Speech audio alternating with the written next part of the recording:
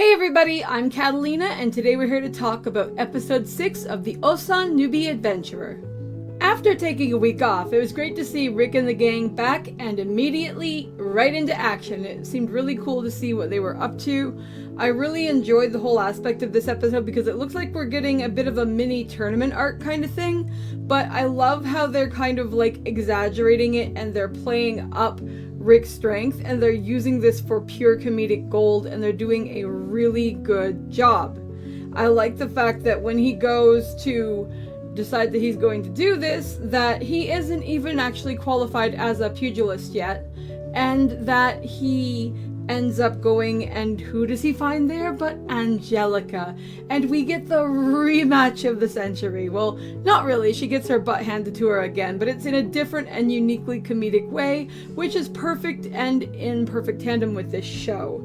This time, what we find is that Rick has been working on techniques that he can use against people that are not going to permanently harm them, and he combines super speed and a leg sweep to just continually knock her on her butt. She doesn't even get to make a move. Before she can actually start moving to do any of her speed moves, he's already swept her legs out from under her without us ever seeing him actually physically move, and she just face plants, and she face plants, and she face plants, and it's glorious. It's just absolutely fantastic comedic gold. We also get a really interesting scene with our orc scholar. I'm sorry, his name is eluding me. You know how it is. But he gets this really great scene where there's this girl and this guy is trying to come on to this chickie super strong, and he's just going on not taking the frickin' hint. And Rick steps up about to try and say hey dude, what do you think you're doing? But the orc is basically two fingers, nah man, I got this. And he actually grabs dude and pulls him away, and we see dude get a bloody nose and get blood streaking down, and the orc comes out saying, yes boss, here boss, whatever you say boss. And they're trying to find out about this stone that our group needs to get for this quest that we're on, and they ask these two people, and it turns out what they can't remember, and then they realize as a floating kind of thing goes by, is that the gem that our group needs is in the champion's belt for this competition that that's going to be going on in this area. And that's how we wind up with Rick learning how to be a pugilist, and also how the orc is doing it too, because they're entering from separate ends of the bracket to double their chances at winning the prize, because they need the jewel to go on their actual intended quest. So here we are. And what was also really cool is that aside from the fight with Angelica, we get another fight from Rick where he is actually up against this dude that is a known cheater and who actually has the magical equivalent of brass knuckles that he's planning to hit Rick with. But when he strikes, because it's a magic item, the amplification from it, instead of hurting Rick, who of course is built like a brick shit house, instead it ends up actually practically shattering him. He ends up just falling backwards. And then Rick goes to make a move, but instead of hitting the guy directly, which we've all seen Rick punch the ground, right? And we've all seen what that does. So hitting a person would be a big no-no, especially in something like this.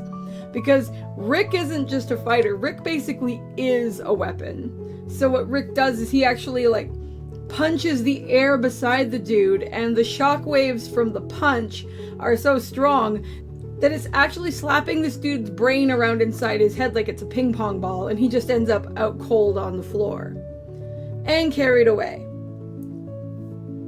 I also really like the fact that apparently this tournament is something people are supposed to have been preparing for months or even a year, and you're supposed to have these 40 bouts or 40 fights in order to actually qualify to be in this event. Rick has 4 days to get Rick has, I think it's a week to get those. And he has 10 fights a day lined up for 4 days. That sounds crazy, but that definitely sounds like something Rick would do. The last thing I want to talk about briefly is the fact that it looks like our orc scholar man might have a bit of a fangirl thing going on here with this cat girl, because we see her actually approach Rick and the rest of the party when they are at an inn having food. I believe it's actually Rick and Renette and Angelica who are having food. I don't think the whole group's there. But she approaches them asking about the orc, but of course he's off in his own, doing his own thing, because he's actually coming to the fight from the other angle, so he's not with the group at the moment. But it was funny that the cat girl was looking for him and was looking all shy and cute and stuff, and it's like, oh, you might have a fan there, buddy. So that was kind of cute. Overall, though, I thought that this episode was pretty good.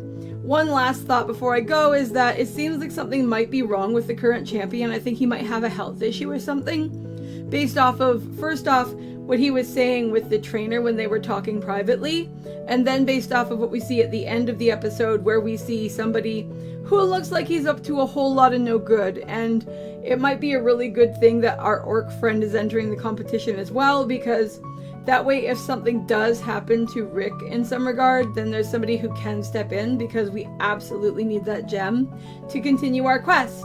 But those are all my thoughts on this episode. I'd love to know what you guys are thinking, so drop a comment below and let me know. And I'll talk to you in the next video. See you later. Bye!